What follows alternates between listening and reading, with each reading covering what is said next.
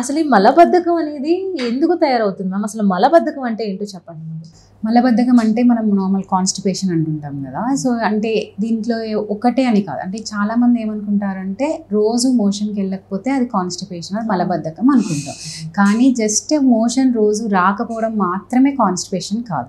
మనకి మోషన్ రోజు వెళ్తున్నా కానీ కంప్లీట్గా ఎవాక్యుయేట్ కాకపోవడం, లేకపోతే హార్డ్గా వస్తుంది అంటే ఫ్రీగా రాదనమాట, హార్డ్ స్టూల్స్ రావడం, లేకపోతే మోషన్లో కొంచెం బంకలాగా రావడం, కడుపులో కొంచెం ఇబ్బందిగా ఉండి మోషన్ వెళ్ళడం, ఇవి కూడా మలబద్ధకమే అన్నారు.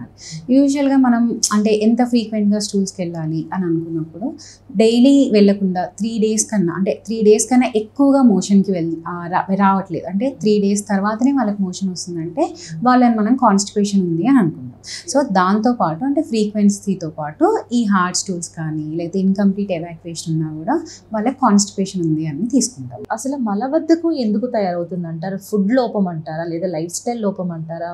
వాట్ ఈస్ ద రీజన్ అండి? కాన్స్టిపేషన్ ఎప్పుడు అంటే ఒక్కటే రీజన్ అనేది ఏది ఉండదు. సో ఫ్యూ పీపుల్కి జెనెటిక్ కండిషన్స్ ఉండొచ్చు, ఎందుకంటే ఫ్యామిలీలో కూడా అది రన్ అవుతుంటుంది.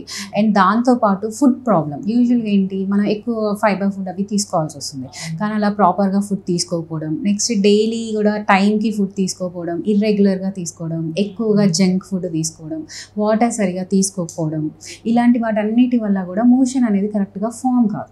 కొంతమందిలో ఏంటంటే మోషన్ ఫామ్ అయినా కానీ దాని మూమెంట్ అనేది సరిగా ఉండదు. సో ఒక 72 hours అది ఎంటీ అవ్వాలి అంటే ఇట్ టేక్స్ మోర్ టైమ్ అనమాట, more than 72 hours. So it can be because అంటే మోషన్ సరిగా ఫామ్ కాకపోవడం వల్ల కావచ్చు, లేకపోతే మోషన్ ఫామ్ అయినా కానీ అది సరిగా మూమెంట్ లేకపోవడం వల్ల కూడా కాన్స్టిపేషన్ అనేది రావచ్చు.